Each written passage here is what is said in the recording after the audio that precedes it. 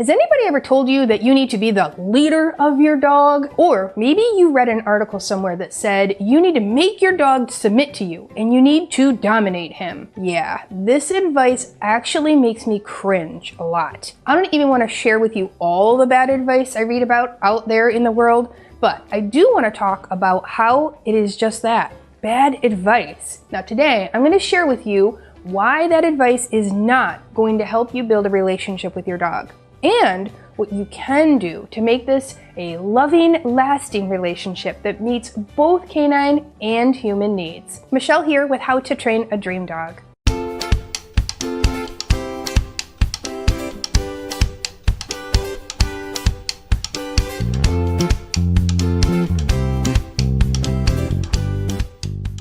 Now, before I dive right in, be sure to hit that subscribe button. I don't want you to miss another video like this one. Okay, I hate that people are still using and even teaching that outdated training theory. Let me just say a few things. You do not have to resort to dominance or be the alpha.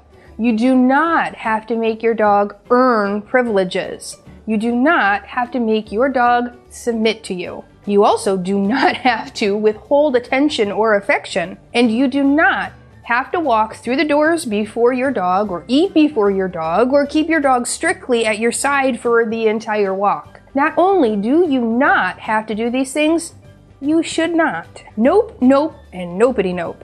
I can't say it enough. Just no. And let me do just one more real quick mention of that alpha role thing. This is actually an outdated and seriously damaging practice. By rolling and pinning your pup on their back, you can actually associate that with people being scary and hands coming towards them that are not likely to be something that they're going to enjoy. This can lead to a lot of fear and aggression towards people. Instead, we should be focusing on building trust and our bond with our puppy. I've got a great video on that one for you here right now, and I'm going to dig a little deeper into that today too. Since I'm not going to talk anymore about that horrible advice, and believe me, there's a lot more of it that I didn't mention, I will talk about where these theories came from and why they are so wrong. Now, I'm going to get very sciencey on you right now, so bear with me. I usually try to keep my YouTube videos light and fun, but for right now, it's time to get serious. This is a serious topic. I want you to know why these things are such a bad idea. So stick with me through the science, and I think you're gonna learn a lot. Don't worry, I'm not just gonna tell you what not to do. I am going to give you some sound advice and tips on what you should do. So hang on for that part too. I mean, that's what we always want to do for our dogs, teach them what we do want them to do. So I'm gonna do the same for you. Okay, here goes. The dominance theory, the one that says your dog and you have to compete for the alpha role, is based on a study of wolves in captivity. So let's break this theory down just a little bit more. For one, we're talking about wolves here. Wolves, not domesticated dogs. Take a look at your pup. Does she seem like a wolf to you? Not only that, the wolves being studied were in captivity. This is not natural. Wolf packs are actually not led by a dominant leader. They're more like a family unit, and that includes a mated pair, the adults, and then the offspring. Now, this sounds more familiar, right? Yeah, more like humans. So adult wolves spend time caring for and teaching their young, and vying for dominance is not a priority to them. In natural wolf families, hierarchy is generational. Similar to the healthy human family where parents take care of their children, and then children listen to, watch, and learn from adults. So you can see that we were basing a whole lot of advice on a very flawed study. The man who did it even says so. His name is David Mech. He even went so far as to retract his entire study and rewrite the theory to better reflect the true dynamics of the pack. Now, we all live and learn, so don't blame him for some of these missteps. We are glad he spread on the word that the study was not supposed to be used for dog training concepts. Unfortunately, a whole lot of people haven't continued their education and haven't changed their methodology when it comes to teaching and training. So alas, this method still lingers out there. And another reason why this study was so flawed is that it was taking information from adult wolves from various locations and lineages and forcing them to live in close proximity. This resulted in unnatural behaviors from the wolves. This would be like taking strangers to a deserted island with limited food and water and telling them to fend for themselves. things are going to get hairy and scary pretty quick. Unfortunately, this information stuck and somehow translated to dogs living with humans. Comparing dogs to wolves is like saying house cats are lions, or basing human behavior off of apes. We may have similar behaviors, but that doesn't mean we are the same. Can you imagine getting advice from your pediatrician based on how apes care for their young? You'd say, no thanks, I'll consult another doctor. Okay, without really giving any more lip service to bad advice, maybe you've heard the advice that you need to act like the mama dog. Or maybe you were wondering if your puppy sees you or your kids as their litter mates. Nope to both of these. There is no evidence that dogs see humans as their own species. Let's face it, as humans, we are not the best at recognizing nuances of canine body language, let alone able to replicate it. Now, if we were running into trouble with our dog, it's not because they think you are another dog. Believe me, you don't even smell anything like another dog that they've met. So now you're thinking, okay, Michelle, okay, we get it. No more on the crazy outdated theories. But if we are not the alpha or the pack leader, then how do we teach our dogs? What will work better will be to create an open line of communication between our pups and the humans. I like to use the term guide. You know, when you show up somewhere new and there's a big historical site or a museum to explore, what do some people do? Hire a guide. Is this person going to dominate or become the alpha over you? Nope.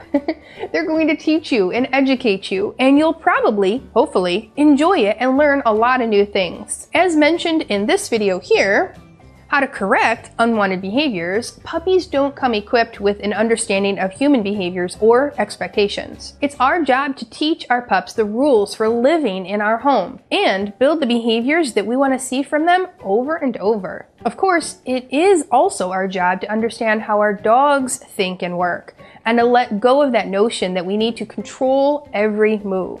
We already have a lot of control over our dogs. We control when they eat, what they eat, where they go outside, what toys they play with. Oh my goodness, the list goes on. What time they can play and with who. Dogs must be enriched and healthy in order to thrive, and there must be a diversity of behaviors offered and encouraged in order to have a healthy dog. Now, some things are out of our control, and that's okay, that's a good thing. There are a number of species-specific behaviors that we cannot take out of our pups. These are behaviors like digging, chasing, sniffing, shredding, chewing, jumping, and foraging. Oh my. But wait, don't those sound like behaviors that we don't like? If a dog is only limited to a short, set list of behaviors like sit, down, stay, and come, and not encouraged to engage in a variety of those other species-specific behaviors in appropriate ways, we see a lot of these behaviors pop up in destructive and potentially harmful ways later on. When we provide things like pits to dig in and flirt poles to chase and decompression walks for sniffing, then we can cut down on the chances that our pup will do these things when we don't want them to. Now, for more information on decompression walks, check out this video here, how to exercise your dog. We also speak frequently and in more depth with our students of the 30 Day to Puppy Perfection course and how to be a good guide for your puppy. We talk all about and provide training games that encourage the behaviors we want to see more of. We also discuss management of the environment to prevent reinforcement of behaviors we don't want to see. We also explain more about providing an enriching environment that allows your dog to still be a dog while remaining safe and keeping your house intact too. Let's use counter surfing as an example. So practice saying yes and tossing a treat to your pup when they have 4 paws on the floor in the kitchen. Use baby gates or pens to block access to the kitchen when there's food or other items on the counter that your dog may be interested in. And when your dog is physically sound and old enough, provide an acceptable outlet for jumping, like obstacle courses or walking or hiking trails. Now, you have a pup that has learned that staying on the ground produces treats and positive attention, and has not practiced jumping up on the counters for food, and has had the opportunity to jump in appropriate contexts, if they enjoy it. Now, there's a little more to properly addressing counter surfing, but I think that gives you the idea. Now, I'm going to do a little lightning round recap for you. just to make sure you really take away the most important parts of this video. Now before I strike, hit that subscribe button so you get notified when the next video goes live. All right, ready for lightning round? Hang on. I'm going to go fast, but I know you're going to be with me on this. All right, your dog is not a wolf. You are not a dog. Dogs are not pack animals and do not behave according to a linear dominance hierarchy. Dogs are members of the family. You are your dog's guide through the human world. Reinforce what you want to see more of. Prevent reinforcement of the behaviors that you want to see less of. Provide enrichment consisting of the things your dogs love. That's all. It doesn't sound so hard once I break it down, right? But maybe you're thinking, okay, where do I begin? Well, you're in the right place. You're on my YouTube channel. That's a great spot to begin. Now, if you're just starting off with a brand new puppy, begin with my new puppy starter kit. That'll teach you how to get off on the right paw with the potty training and what to do as a new puppy parent. From there, we'll start to work on other things like crate training and chewing and biting, then jumping and leash skills. And thousands of other skills you need to teach your pup are also covered in great detail inside the online puppy training course, 30 Days to Puppy Perfection. I've got you covered between this YouTube channel, my free resources, and my online course. Now there's no need to guess or listen to outdated theories. Stick with me and you will be just fine. In the comments below, tell me your puppy's name. And if you have him already, what does he love to do?